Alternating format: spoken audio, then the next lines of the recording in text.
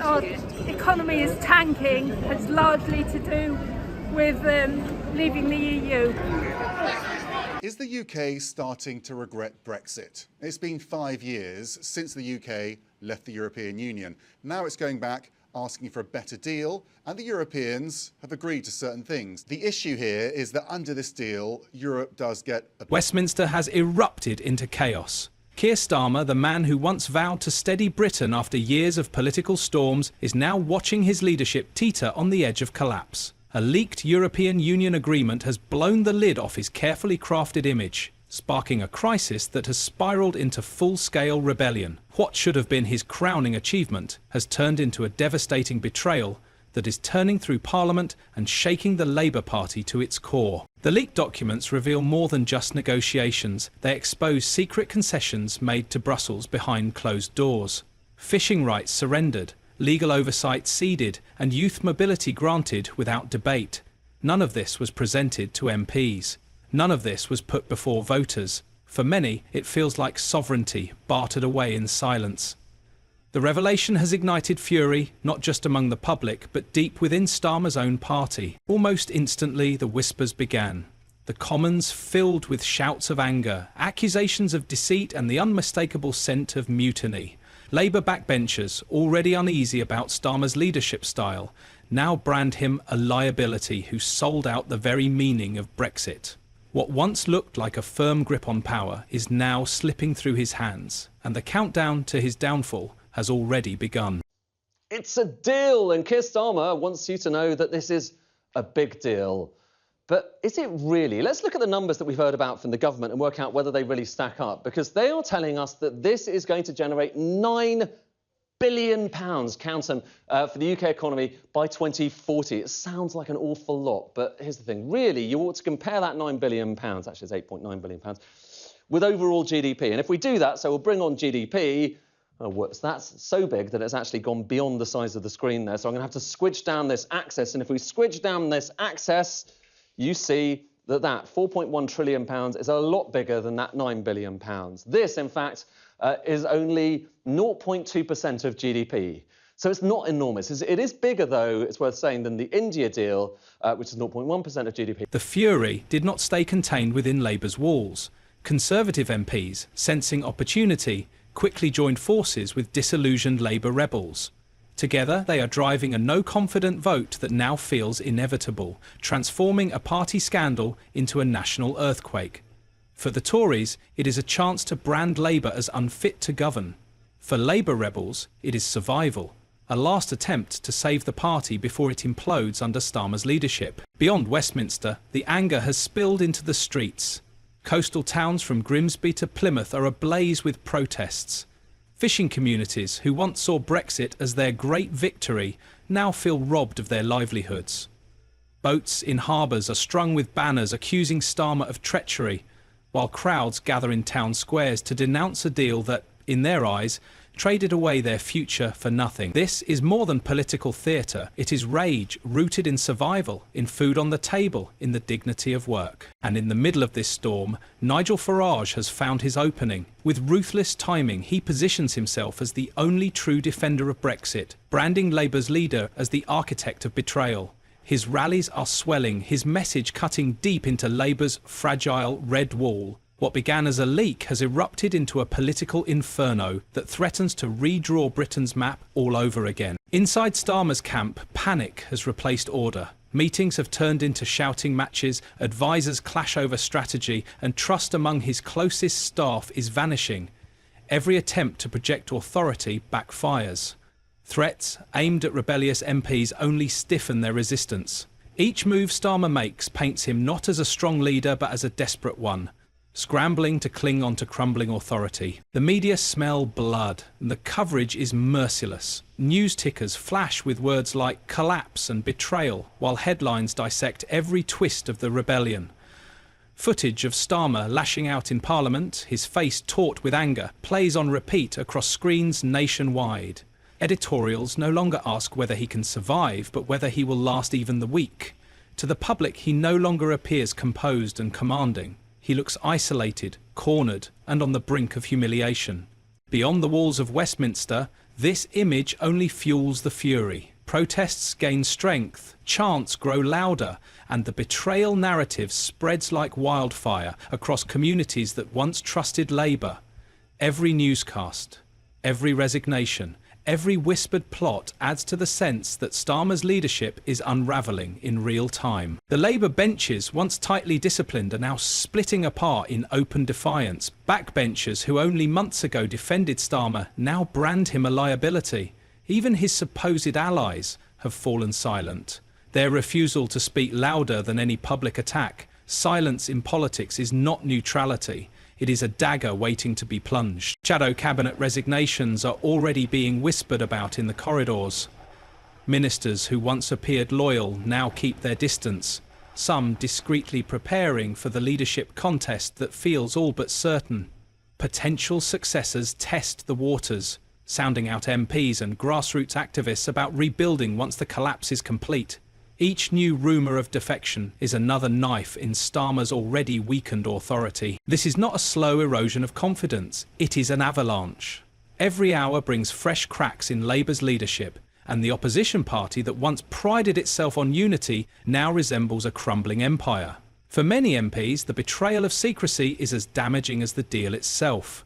A leader who promised transparency has instead been caught negotiating in the shadows, and that loss of trust is a wound that cannot be stitched shut. The mutiny has now crossed party lines. Conservative rebels, eager to destroy Starmer's credibility, are pushing with the same intensity as Labour backbenchers. For them, this is not only about Brexit, it is about seizing the moment to brand Labour unfit to govern before the next election. The rare sight of Tories and Labour rebels marching in lockstep has turned this revolt into something bigger than a leadership dispute. It feels like a reckoning. Meanwhile, outside Westminster, the anger grows louder by the day. In fishing towns across Scotland and England, entire fleets sail under banners accusing Labour of betrayal.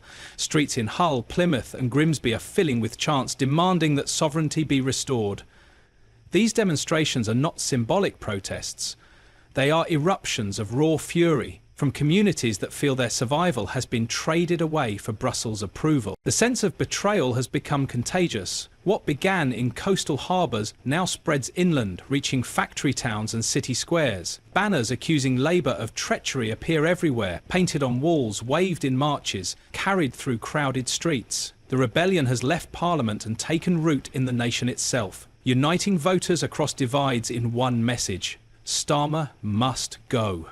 A crisis has now rippled into the markets. Sterling wavers as investors take fright, business leaders issue grim warnings, and confidence in Britain's economic stability evaporates by the hour. Starmer had promised competence, stability and calm, but the leak has unleashed the opposite. Instead of steady hands, Britain sees chaos. Instead of trust, it sees turmoil. The irony is merciless. His attempt to look pragmatic has exposed him as reckless and weak. Nigel Farage has seized on the moment with calculated precision. Every speech, every rally, every headline hammers home the same narrative. Starmer is the Brexit betrayer. Labour cannot be trusted, and Reform UK is the only true defender of sovereignty.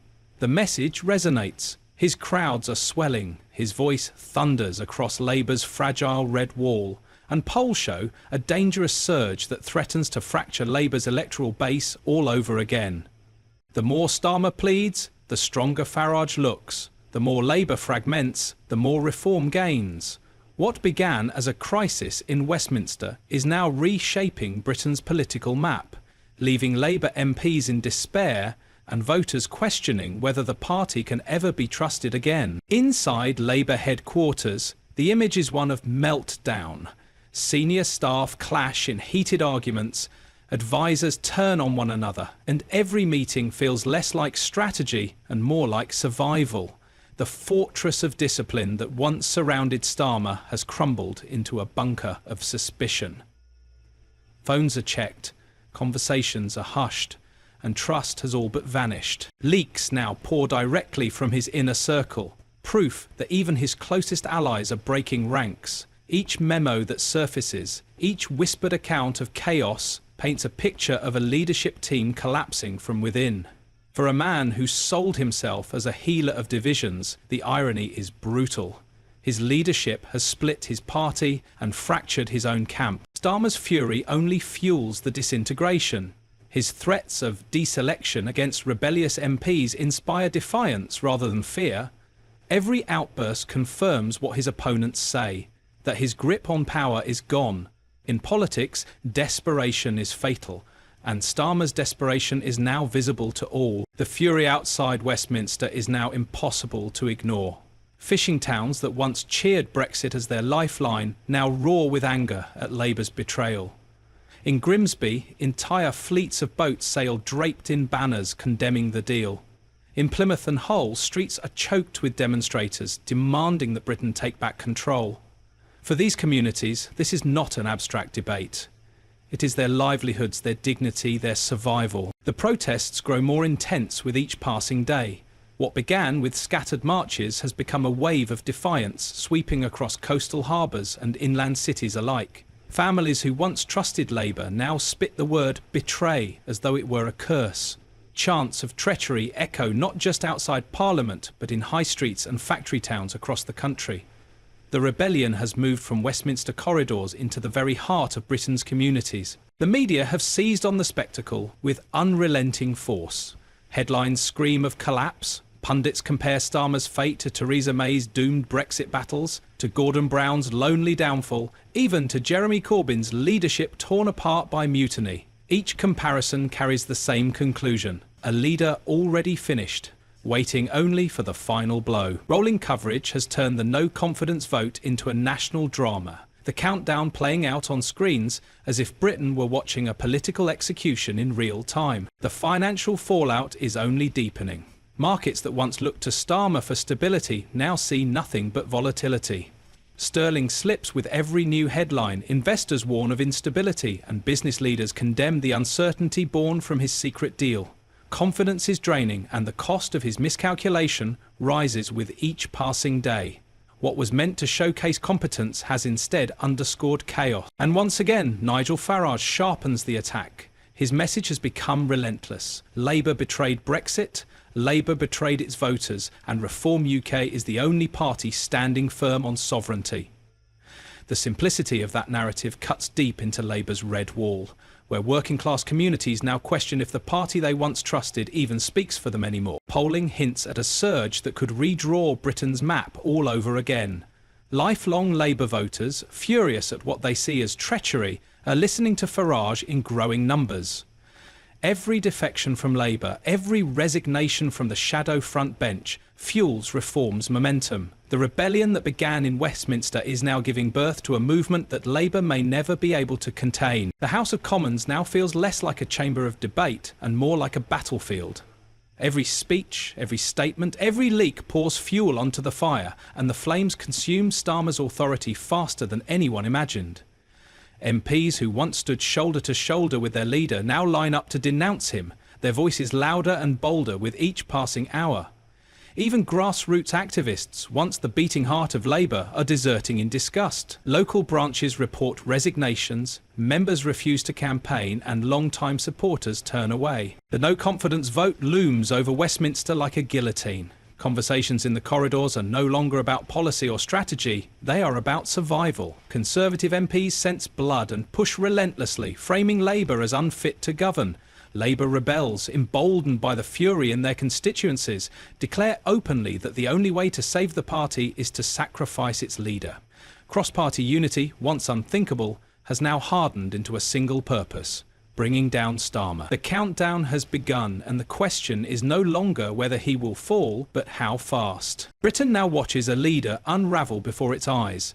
The fury that began with a single leak has exploded into a nationwide movement of revolt. From coastal harbours to city squares, banners of betrayal fly high, protests swell, and chants of defiance thunder through the streets. Inside Westminster, allies fall silent, rivals sharpen their knives, and the Labour Party fractures into open rebellion. Starmer's leadership, once sold as the cure for division, has instead become the trigger for collapse. The betrayal narrative is no longer a headline, it is the story shaping Britain's future. With the no-confidence vote ticking closer, the end feels inevitable.